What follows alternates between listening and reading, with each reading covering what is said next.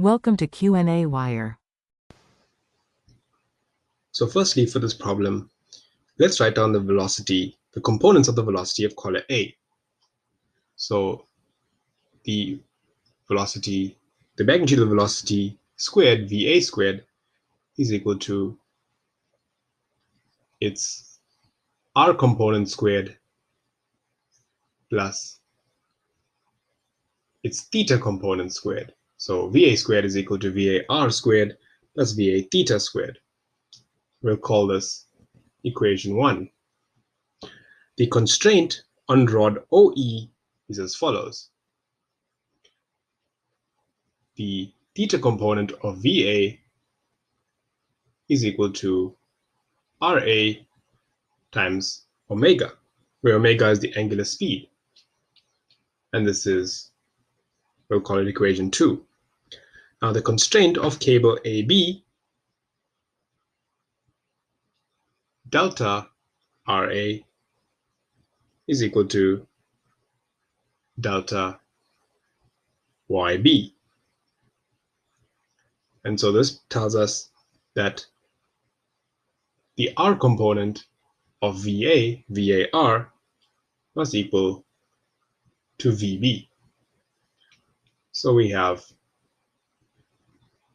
3 equations, and the second 2 are constraint equations.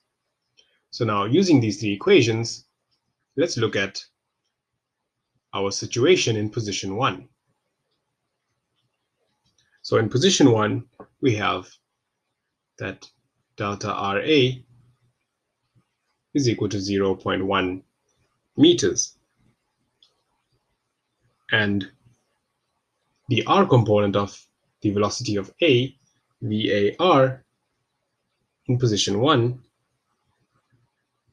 is equal to 0. The total velocity of VA in this position is given as 2.1 meters per second.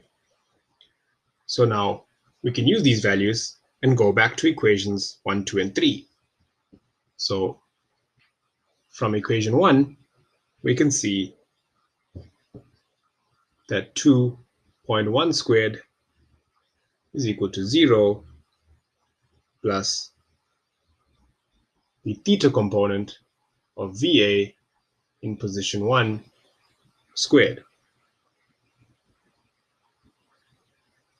And hence, obviously, we can see from here that the theta component of VA in position 1 must be the same as the total value for VA, which is 2.1 meters per second. From equation 2, we can see that 2.1 is equal to 0.1 times omega 1.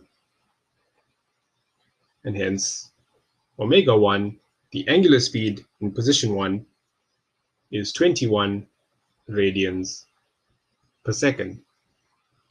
And finally, from equation 3, we can see that VB is equal to 0. So VB is equal to the R component of VA, and we've shown that to be 0, so VB is equal to 0. So the next thing we'll do is take a look at the potential energy. So if we take position 1 as datum, we have the potential energy, we'll call it PE, V1 is equal to 0. So potential energy in position 1 is 0. The angular momentum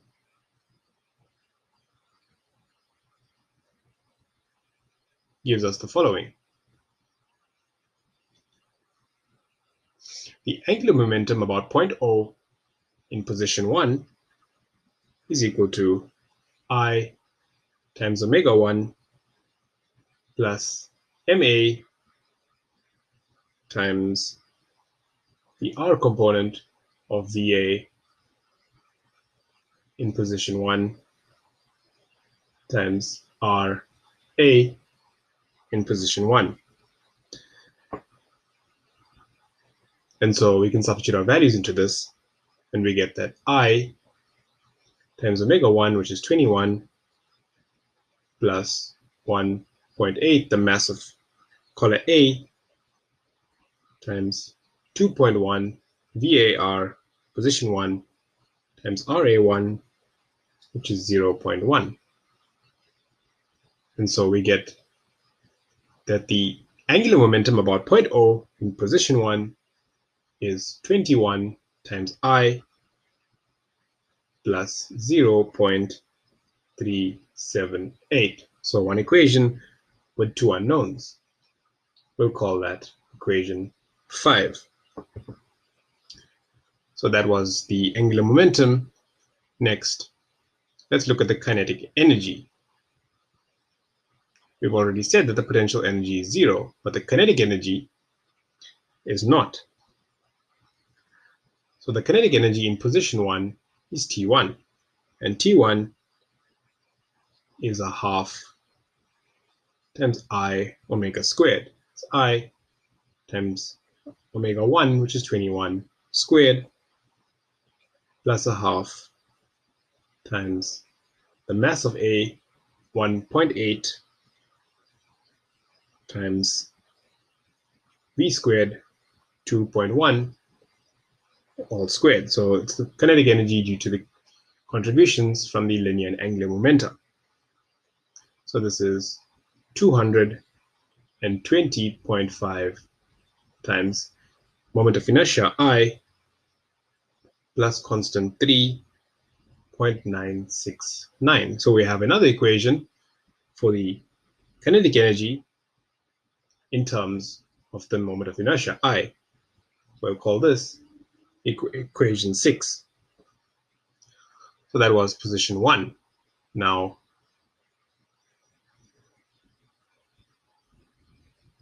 position 2 is the position after the stop is removed. And for position 2, we have that RA2 is equal to 0.12 meters. The velocity or the speed of A in this position, VA2, is equal to 2.5 meters per second. And we'll call omega 2 simply omega for simplicity. The angular speed of the system in position 2 is simply omega. Now, from equation 2, we'll substitute our values in again, and we get that the theta component of VA in the second position is equal to 0.12 omega 2. From equation 1, we get that the R component of VA in position 2 squared is equal to VA in position 2 squared minus the theta component of VA in the second position squared. And so substituting values in this, we get that's 2.5 squared minus 0.12 squared times omega 2 squared. So we have our R component of our velocity for A in terms of omega 2. That's 6.25 minus 0.0144 times omega 2 squared.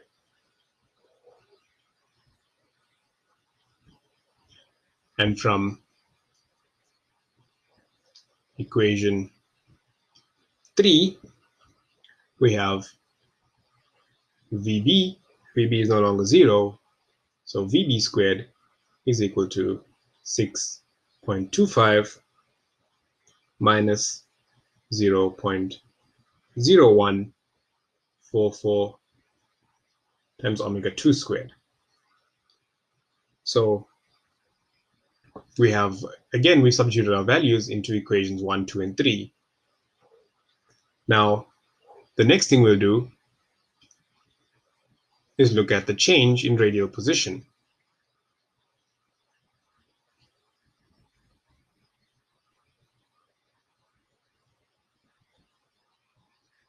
As these collars are now free to move, their radial positions will change.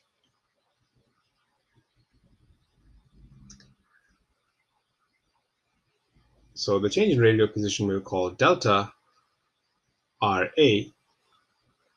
and delta RA is simply the position of A, the second position of A minus the first position of A. So RA2 minus RA1, and this is equal to 0.02 meters. So 0.12 minus 0.1. And from equation 3, we get that delta YB, so the motion of collar B, must also be the same distance. So it must cover 0.02 meters. Now the potential energy, PE, is no longer 0. So the potential energy, V2, is equal to the mass of B, since B is moving vertically, times G, obviously times delta Y B, the change in its height. And we can substitute values in here. So this is 0.7 for its mass, times G, which is 9.81, times delta Y, which is 0.02.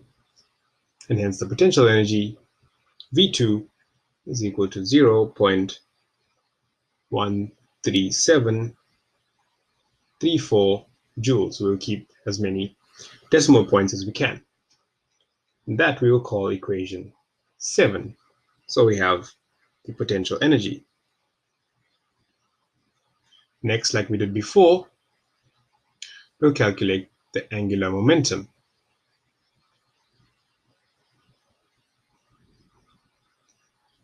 We'll calculate the angular momentum about point O.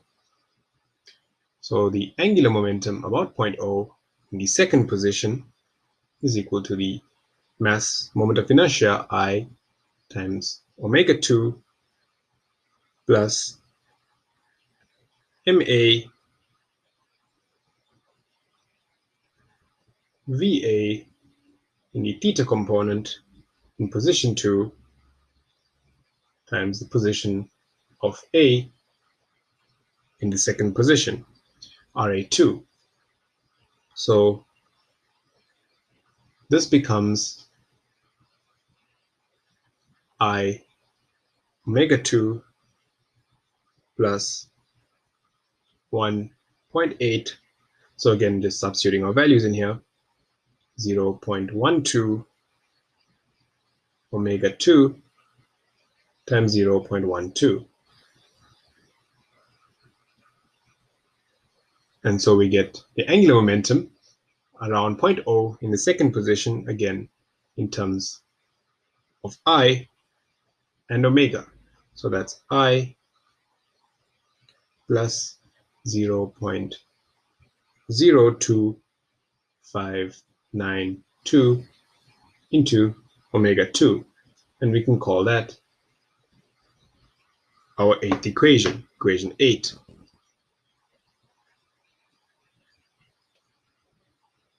Finally, for position 2, we'll calculate the kinetic energy.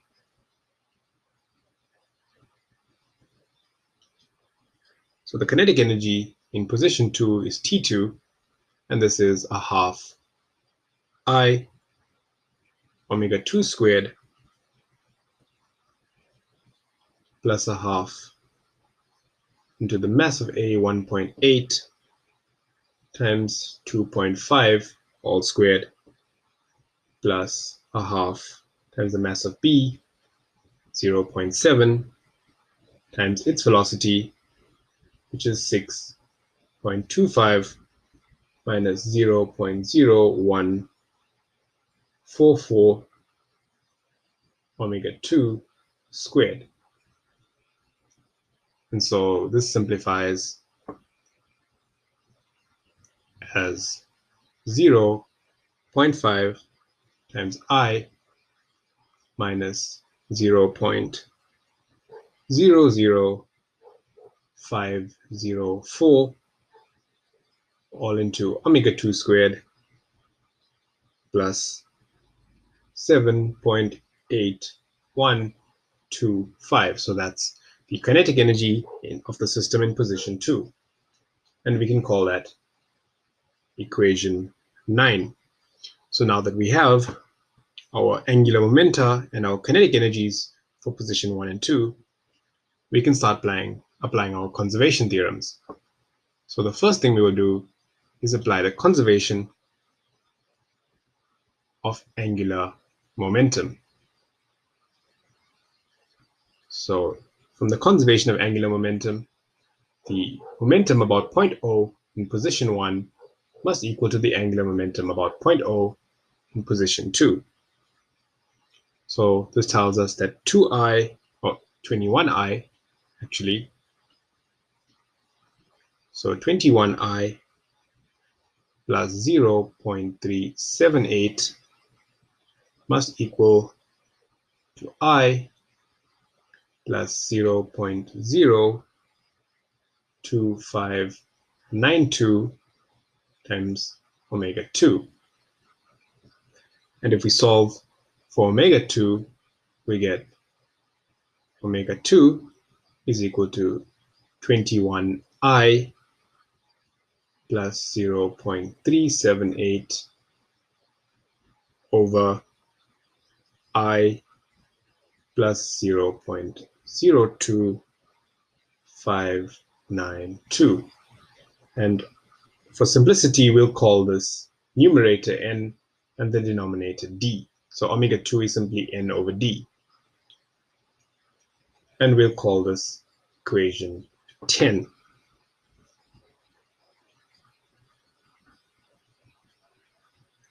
Now the conservation of angular momentum we've done above, so now we do the conservation of energy.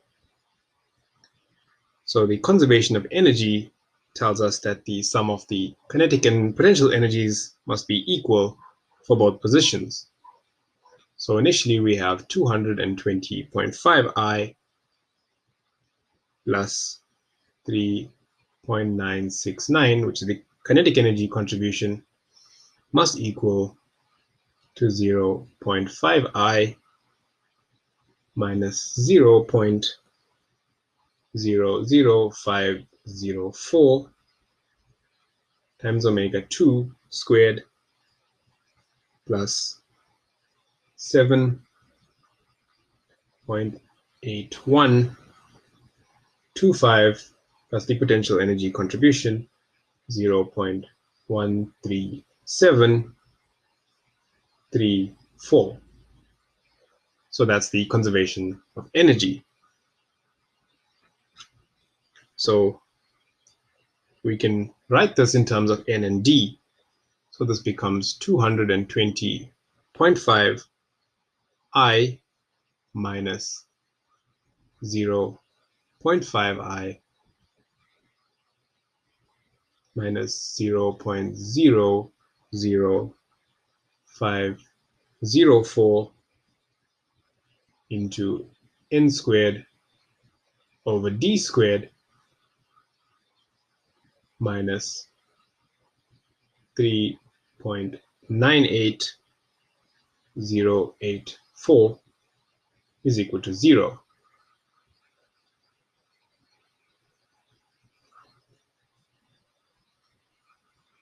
And so if we multiply both sides of this equation by d squared, we get 220.5 I d squared minus 0.5 I n squared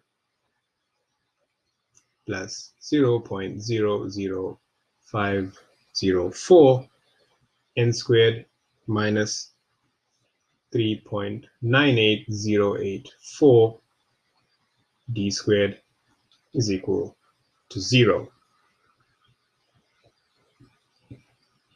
So what we can do here is go back to our expression for n and d and painfully substitute them back in. And if we do that, we get an equation that opens up to 0i cubed plus 1.73452 I squared minus 0.04965 times I.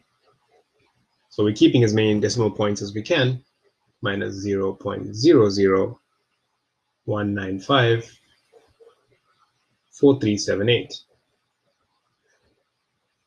is equal to 0. So essentially what we have here is a quadratic equation. And if we solve this quadratic equation using the quadratic formula for I, we get I is equal to 0.050804. So remember, for the quadratic equation, we get two roots.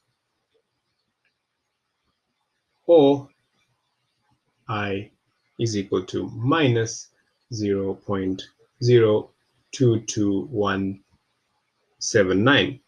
So obviously we reject the negative root since I is the mass moment of inertia and is always positive. So now we have the moment of inertia, I. So if we go back to equation 10, since we have the mass moment of inertia, we can calculate omega 2 that we require. And this is 21 into 0.050804 plus 0.378 all over 0.050804 plus 0.02592. And hence we get omega to be 18.83 radians per second. The angular speed of the system in its second position, and the mass moment of inertia I is equal to 0.0508 in SI units, which is kg meter squared.